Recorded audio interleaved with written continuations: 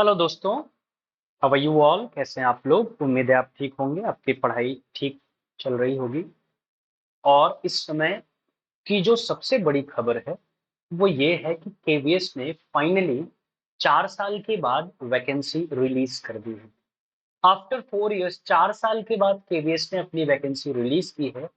तो आपके मन में जरूर उत्सुकता होगी कि हम भी इस बार केवीएस क्रैक करें, और होनी भी चाहिए क्योंकि इतने लंबे इंतजार के बाद ये वैकेंसी हमारे सामने आई है। लेकिन इसमें सबसे बड़ी दिक्कत जो आ रही है वो ये है कि इसका सिलेबस क्या है। क्योंकि आपको पता है कि इस बार सिलेबस पूरी तरीके से चेंज हो चुका है। सिलेबस चेंज हो चुका है, पैटर्न चेंज हो चुका है, मार्किंग का सिस्टम चेंज हो चुका है ना। बहुत सारी चीजें बदल गई हैं जिनको लेकर आप बहुत परेशान हैं। ऑफिशियल नोटिफिकेशन आ चुका है लेकिन बहुत सारी चीजें समझ में उसमें भी नहीं आ रही हैं, क्लियर नहीं है। तो आज उसी में से एक चेंज के बारे में बात करेंगे। केवीएस पीजीटी 2022 के सिलेबस में क्या क्या चेंजेस हुए हैं और अब आपको क्या क्या पढ़ना है, उसके बारे में आज के सेशन में हम लोग बात करने वाले हैं। तो सेशन में अंतिम तक जुड़े रहिए। और अगर सेशन आपको पसंद आए तो लाइक और शेयर जरूर करिएगा सेशन को, ताकि और भी लोग इस वैल्यूएबल जानकारी का फायदा उठा सकें ना। इस वैल्यूएबल इंफॉर्मेशन को और भी लोगों तक पहुंचाइए लाइक और शेयर करके, ये आपसे रिक्वेस्ट है। आइए देखते हैं क्या है केवीएस पीजीटी 2022 का कंप्लीट सिलेबस। और बिल्कुल आसान भाषा में आपको समझाऊंगा, बिल्कुल भी आपको परेशान होना नहीं है। बस एक चीज दिमाग में रख लीजिए कि अब एनसीईआरटी पढ़ने की आदत डाल लीजिए। एनसीईआरटी पढ़ने की आदत डाल लीजिए क्योंकि केवीएस चाहता है कि जिसको आप पढ़ाएंगे, जो पढ़ाएंगे वही अब खुद भी पढ़िए। जैसे आप टीजीटी अगर जा रहे हैं टीजीटी एग्जाम के लिए, तो क्लास 6 से क्लास 10 तक की एनसीईआरटी आपको पढ़नी है। और अगर आप लेक्चरर के लिए जा रहे हैं, पीजीटी के लिए जा रहे हैं, 11th 12th को पढ़ाने जा रहे हैं, तो 11th 12th की एनसीईआरटी में जो सिलेबस है वो आपको पढ़ना पड़ेगा। ये फैक्ट है कि केवीएस ये चाहता है कि जिसको आप पढ़ाने जा रहे हैं उसका सिलेबस पढ़ के जाइए, ताकि आपको पढ़ाने में दिक्कत ना हो। तो एक तरीके से देखें तो सिलेबस को इजी भी कर दिया गया है और कंसाइज भी कर दिया गया है। अब वही पढ़ना है जो आगे पढ़ाना है, यानी जो काम आएगा। तो आइए देखते हैं केवीएस पीजीटी का सिलेबस। केवीएस पीजीटी देखिए 4 पार्ट में होगा। पार्ट 1 में होगा प्रोफिशिएंसी इन लैंग्वेज टेस्ट, इसमें 20 मार्क्स का होगा। जनरल इंग्लिश से 10 क्वेश्चन, जनरल हिंदी से 10 क्वेश्चन, 10 10 क्वेश्चन एंड 10 10 मार्क्स, यानी 20 क्वेश्चन 20 मार्क्स। इसमें जो जनरल इंग्लिश आएगी बहुत आसान, वही जो पहले से आप पढ़ते आ रहे हैं। Parts of speech, tense, narration, voice, यही पूछा जाएगा, इसमें कोई चेंज नहीं। दूसरा पेपर होगा जनरल अवेयरनेस, रीजनिंग, प्रोफिशिएंसी इन कंप्यूटर, 20 मार्क्स का होगा। यानी 20 मार्क्स 20 क्वेश्चन, जिसमें से जनरल अवेयरनेस और करंट अफेयर के 10 क्वेश्चन 10 मार्क्स, रीजनिंग एबिलिटी के 5 क्वेश्चन 5 मार्क्स, और कंप्यूटर लिटरेसी के 5 क्वेश्चन 5 मार्क्स के आपसे पूछे जाएंगे। वहीं पार्ट 3 की अगर बात करें तो पार्ट 3 में perspectives on education and leadership पर 40 क्वेश्चंस आपसे पूछे जाएंगे फॉर 40 मार्क्स। क्वेश्चन कैसे डिवाइड हो रहे हैं? तो अंडरस्टैंडिंग द लर्नर पर 15 question 15 marks, understanding teaching learning पर 15 question 15 marks, creating conductive conducive learning environment, school organisation and leadership, perspective in education, इन तीनों को मिलाकर 10 क्वेश्चन 10 मार्क्स के पूछे जाएंगे। अब पहले आपका जो सब्जेक्ट कंसर्न होता था वो 80 क्वेश्चन 80 मार्क्स का होता था, बट इस बार वो बढ़ के 100 क्वेश्चन 100 मार्क्स का हो चुका है। 100 क्वेश्चन फॉर 100 मार्क्स ना। और यही सबसे बड़ी दिक्कत है कि इसमें क्या क्या पढ़ना है, क्या क्या चेंजेस हुए हैं, इसी के बारे में बात करेंगे। सब्जेक्ट स्पेसिफिक सिलेबस के बारे में बात करेंगे। इसके बाद जब आप पार्ट 4 क्वालिफाई कर लेंगे, ये पहला पेपर, तो आपको फिर एक कॉम्पिटेंसी टेस्ट देना है, जिस जिसमें आपको 60 मार्क्स मिलने हैं।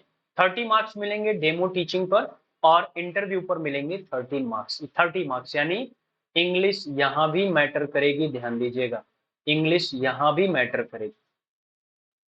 आपका जो वेटेज होगा, पहले वो 85-15 का था, यानी 85-15 का था, बट अब वो किसका हो गया, 70-30 का हो चुका है। 70 यानी रिटन टेस्ट से 70 मार्क्स उठाए, 70% आपके नंबर गेन होंगे, और कॉम्पिटेंसी टेस्ट से 30% आपके नंबर फाइनल मेरिट में गेन होंगे। तो ये रेशियो ध्यान में रखिएगा, आपको दोनों सेक्शन में बेहतर करना है। अब आइए बात करें सब्जेक्ट स्पेसिफिक सिलेबस के बारे में। तो सब्जेक्ट स्पेसिफिक सिलेबस में आज का सिलेबस हम डिस्कस करेंगे इंग्लिश, कि इंग्लिश में आपको क्या क्या पढ़ना है। सबसे पहले बात करें ग्रामर सेक्शन में, तो ग्रामर सेक्शन में जो प्योर ग्रामेटिकल सेक्शन, उसमें गैप फिलिंग के क्वेश्चन आएंगे, टेंसेस से, क्लॉजेस से या पार्ट्स ऑफ स्पीच से रिलेटेड ना। उसके बाद रीऑर्डरिंग या ट्रांसफॉर्मेशन ऑफ सेंटेंस के क्वेश्चन भी आएंगे, वॉइस नरेशन भी आपको पढ़ना है। तो ये दोनों चीजें आपको ग्रामर के जो थियोरेटिकल पार्ट है वहां से पढ़ना है। इसके बाद आपका पैसेज कॉम्प्रिहेंशन आएगा, बताऊंगा पैसेज कहां कहां से आएगा। तो passage comprehension factual, descriptive, literary भी आ सकता है, जिसमें हम comprehension, interpretation, inference and vocabulary check करेंगे। उसके बाद passage comprehension unseen case based passage भी आ सकते हैं, इसमें verbal, visual inputs like statistical data, charts etcetera दिए जाएंगे। Note making and summarisation based on passage, passage के अनुसार ही नोट मेकिंग और समराइजेशन के क्वेश्चन भी आएंगे। इसके अलावा पैसेज में और कौन से क्वेश्चन आएंगे उनको भी जानते चलें। तो पैसेज में क्वेश्चन आएंगे डिस्क्रिप्टिव टाइप। डिस्क्रिप्टिव का मतलब, जिसमें पैसेज, डिस्क्रिप्टिव मतलब ये नहीं कि लिखना, डिस्क्रिप्टिव मतलब आपको पैसेज डिटेल में समझ के फिर आंसर करना है, तब आपका क्वेश्चन सही होगा। उसके बाद आपका एक और सेक्शन जोड़ा गया राइटिंग स्किल का। राइटिंग स्किल में क्या क्या पूछेंगे, नोटिस पूछेंगे, फॉर्मल इनफॉर्मल इनविटेशन और reply, letters based on verbal visual input, article, report writing, descriptive and analytical in nature based on verbal input. इसके अलावा और क्या पूछेगा, classified advertisement, posters, writing a speech in 120-150 words based on verbal visual clues related to some contemporary age appropriate topic, debate on contemporary topical issues based on visual verbal inputs। तो ये आपके writing skills में आपसे पूछे जाएंगे, और ये tough होने वाले हैं क्योंकि इनमें सबसे अधिक प्रैक्टिस की जरूरत पड़ेगी। हमने सिर्फ और सिर्फ क्या कर रखा था, हमने सिर्फ और सिर्फ ऑब्जेक्टिव टाइप क्वेश्चंस पढ़ रखे थे, बट इस बार सिलेबस चेंज के साथ कुछ नई चीजें भी ऐड की गई हैं, उनको भी ध्यान रखना है। तो ये तो हो गया ओवरऑल आपके ग्रामर का सिलेबस ना। ग्रामर में आपको इतनी चीजें ध्यान में रखनी। अब बात करें लिटरेचर में क्या क्या आएगा। तो लिटरेचर में आप ध्यान रखिए, क्लास 11 और क्लास 12 की जो एनसीईआरटी चलती है आपकी, जो सीबीएसई बोर्ड पढ़ाता है, मैं लिख दे रहा हूं ताकि आपको याद रहे बुक कौन सी लेना है। जो सीबीएसई बोर्ड पढ़ाता है, यही बुक आप परचेज कर लें। इन्हीं से सारे चैप्टर्स डाले गए, जैसे एनसीईआरटी हॉर्नबिल प्रोज बुक जो क्लास 11 की है, इसमें प्रोज और पोएम दोनों होता है। उसमें कौन कौन से चैप्टर हैं, तो प्रोज से चैप्टर लिया गया the portrait of a lady, दूसरा लिया गया photograph, we are not afraid to die, if we can be together, discovering Tut, the saga continues, the adventure silk road, ये प्रोज से लिया गया है। वहीं पोइट्री से the voice of rain, childhood, the laburnum, father to son, ये लिया गया 11th की बुक से। 11th की सप्लीमेंट्री से क्या लिया गया है, the summer of the beautiful white horse, the address, Mother's Day, birth, the tale of melon city, ये सप्लीमेंट्री से लिया गया है 11th की। वहीं 12th की बुक से क्या लिया गया है, एनसीईआरटी 12th की बुक जो फ्लैमिंगो है, इसमें पोएम सेक्शन से लिया गया माई मदर एट 66, कमला दास की पोएम है। Keeping quiet, a thing of beauty, a roadside stand, aunt Jennifer's tiger, ये पोएम सेक्शन से लिया गया है। वहीं प्रोज सेक्शन से क्या लिया गया, the last lesson, lost spring, deep water, the rattrap, indigo, poets and pancakes, the interview, going places, ये प्रोज सेक्शन से लिया गया।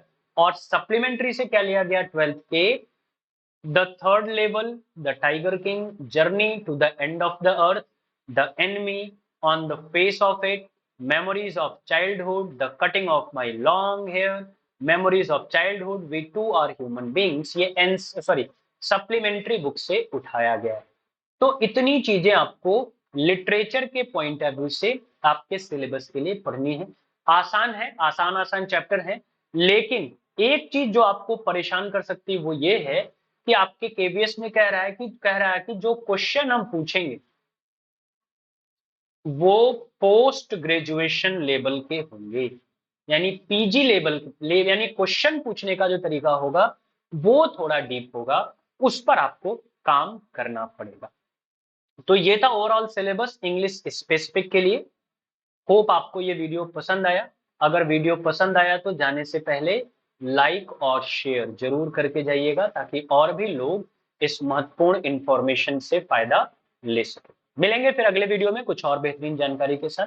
तब तक के लिए tata bye bye, thank you so much, best of luck.